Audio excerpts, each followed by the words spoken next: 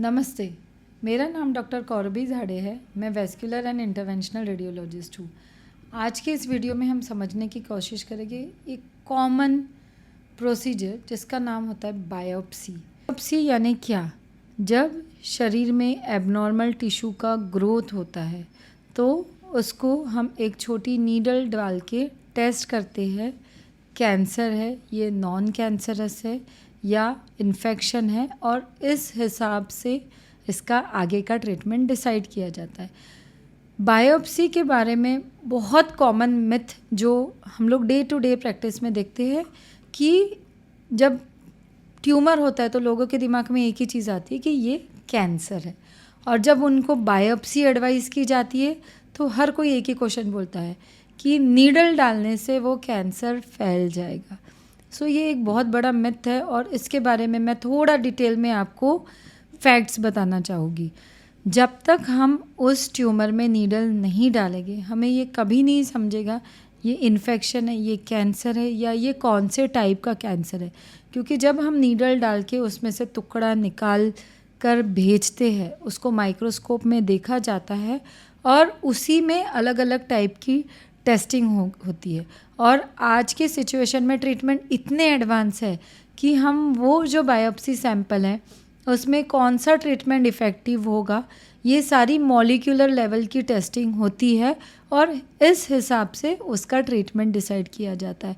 So biopsy is the most important step when it comes to cancer treatment, क्योंकि जब biopsy अच्छे से नहीं होगा तो आगे का ट्रीटमेंट स्ट्रीमलाइन नहीं होगा।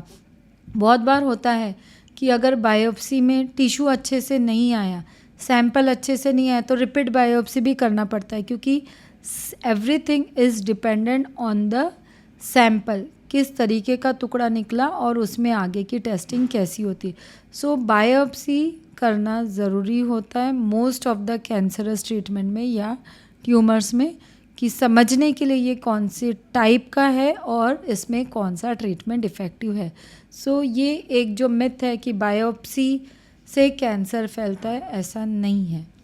Now we go to next topic, what you expect when you are going ahead with biopsy. As a patient आप मेरे पास आ रहे हैं फॉर बायोप्सी, सो आप क्या एक्सपेक्ट कर रहे हो, आप किस सिचुएशन से जाओगे। सो ये एक कंफर्ट आपके लिए बहुत ज़रूरी है। सबसे इम्पोर्टेंट है you have to trust your doctor that whatever is required for your best we are here for you. So जब बायोप्सी होती है 90% of the biopsy local anaesthesia में होती है। लोकल एनेस्थेशिया में यानी हम उतना भाग टिश्यू का सुन्न कर देते हैं या एनेस्थेटाइज कर देते हैं जिससे जब बायोप्सी की नीडल जाती है तो आपको कुछ हद तक वो नहीं समझेगा। मैं ऐसा नहीं बोल रही हूँ कि आपका 100% पेन जाएगा, कुछ परसेंटेज में भी 70-80% पेन आपका चला जाता है आफ्टर लोकल एनेस्थेशिया। कुछ बायोप्सीज जो क्रिटिकल लोकेशन में होती है, मेजर वेस्कुलर स्ट्रक्चर के पास होती है या बहुत डीप होती है, ऐसी बायोप्सी हम थोड़ा सिडेशन यानी पेशेंट को थोड़ा सा सुला के करते हैं जिससे उनको जब नीडल डीप जाती है तो समझेगा नहीं।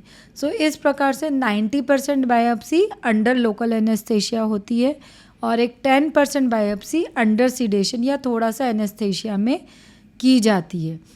बायोप्सी होने के बाद आपका टिश्यू हम लैब में टेस्टिंग के लिए भेजते हैं और नॉर्मली इसका रिपोर्ट आने में 3 से 4 दिन लगते हैं, पर अगर इसमें कुछ और एडवांस टेस्ट करना है तो इसको 8 से 10 दिन लग सकते हैं।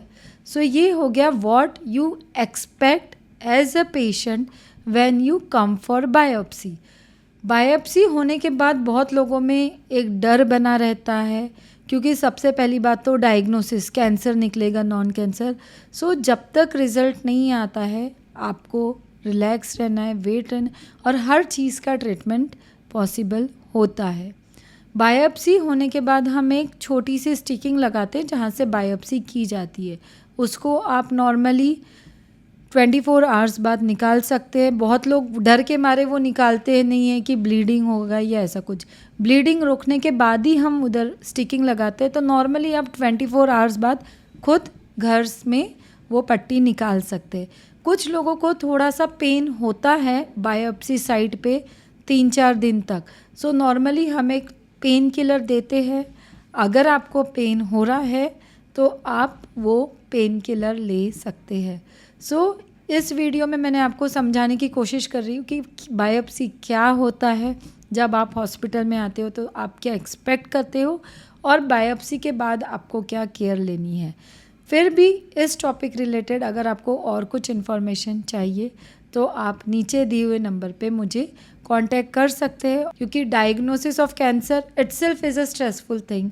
So you can share this video with your friend who are undergoing this stressful situation so that they understand what they are going through.